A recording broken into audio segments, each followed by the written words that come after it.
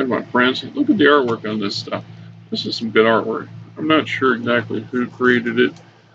I know that, like a lot of game systems or game companies, they farm out to independent artists. So who knows who this particular person was? I'm sure somebody out there, one of you guys, might even be you, who knows who this person was. There's some good work. I don't know how much of it dominates all the books, but you know, it is what it is. Anyway, revisiting MERP, the Middle Earth role playing system that I started buying in the mid '80s, and pretty much collected the entire thing as it came out because that's what I did, right? And as a game system, I enjoyed it. I played it. I ran it. Maybe nowhere near as often as I'd like to have at the time, but it filled my need to be involved in the world of Middle Earth.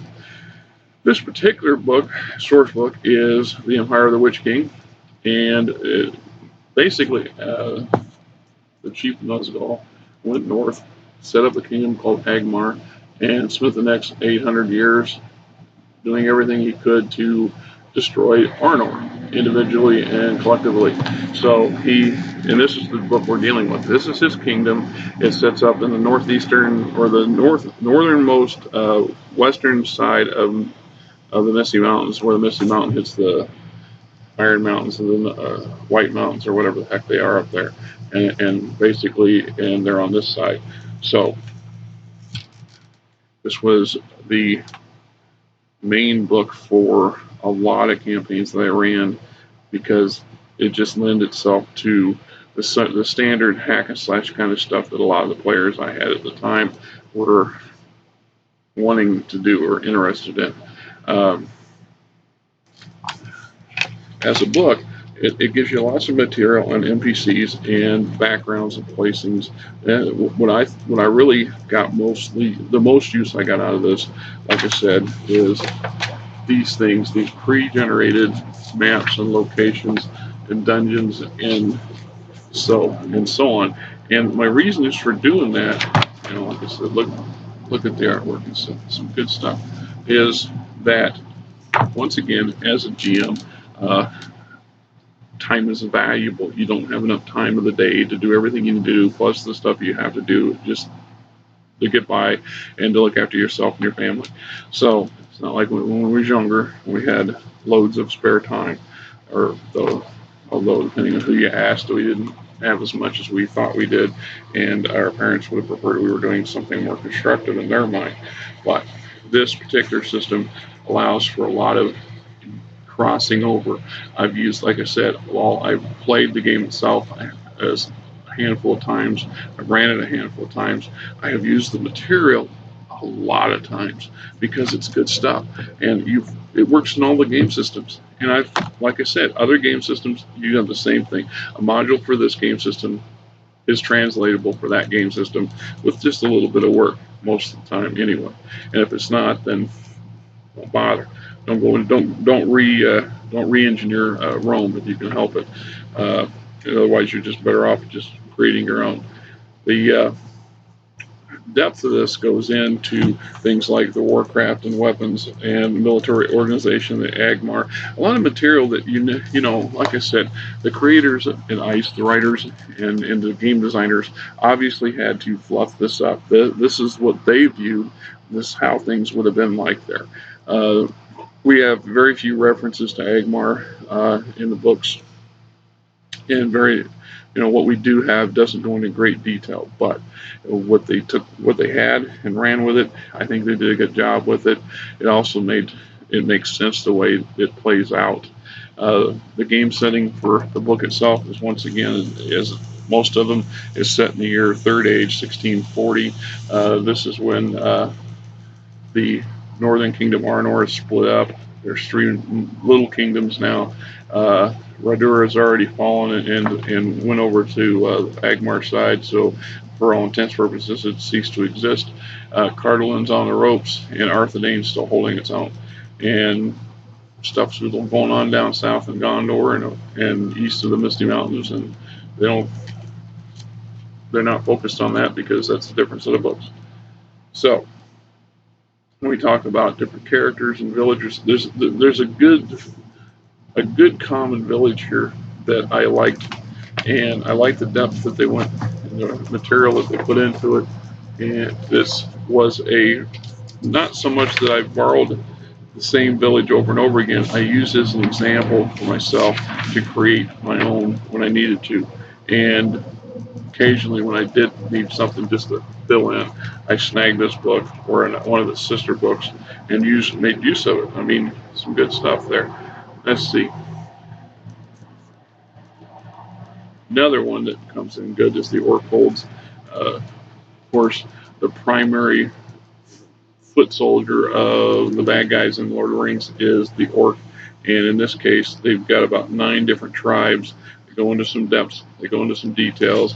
You got their lairs and how they interact with each other and how they factor into the Witch King's military plans and what he has to do to keep them in line. So, like the Urk-Luggit are a backward mountain orc tribe that occupies the highlands along the northwestern edge of the Entmoors. A lot of information on that. And it goes on in their lair, stuff that you can find in their lair. A plus 15 iron pawl set with rubies and amethyst, so that would be a plus 3 in my translation. Narrow needle light dagger horn, which is a negative 25, but causes cut damage, so that would be a negative 5. So it's basically a cursed item. Black layered gauze of death, which may be worn on any hand and cast Death's Tale and stunning once per day. However, any evil being with 8th level or higher can mentally command the gloves to strangle the wearer. That's always, I have to say that fits into that cursed category, right? Just goes to show you how you can get some real creative use out of magic items. So, Agmerian strategy, Carndum, that's the Witch King's capital, by the way. Mount Graham, not to be confused with Gundabad, which is another book unto itself. We'll get to that at some point. Let's see. Good, as always some good NPC material and stuff here that's usable for other game systems. Like I said, when I started buying these books, I was buying them originally to play the game, and then later because I got involved in a lot of FASA stuff, the Shadowrun and BattleTech, I wasn't playing this, but I kept buying the books anyway because once I get into something, I don't like not having the whole thing if I can afford it, and B, because the material in here, from reading perspective, just sitting back and reading this is a good read. It gives me a good view of the novels and more depth to them. So when they talk about some region that vaguely got touched on, I'm able to go back and vision in my head much more greater depth and detail, and just how important that particular era was to the way things turned out in the Lord of the Rings. So, if it wasn't for the Witch King and Agmar, Aragorn wouldn't exist. His whole timeline translates back to the fall of the kingdom and the kingdoms in the north, and this is how those came about. How it changed the dynamic of their world, so to speak. One of the better books, I think. It is also, I don't remember if this was the first one to come out in this line or it was getting in there, or first couple. The reason I say that is because at this point, ICE was several years into producing MERP, and they were becoming much more sophisticated and detail oriented, I guess. And the artwork improved, as I pointed out.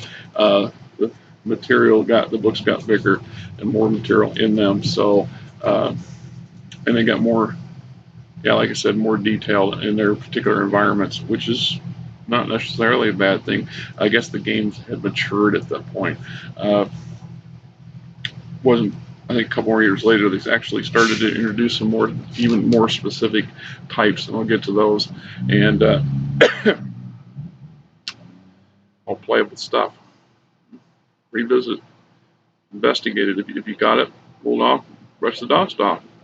Ain't nothing wrong with playing a a nostalgic game or two with some people that may never have played it or may have some interest in it.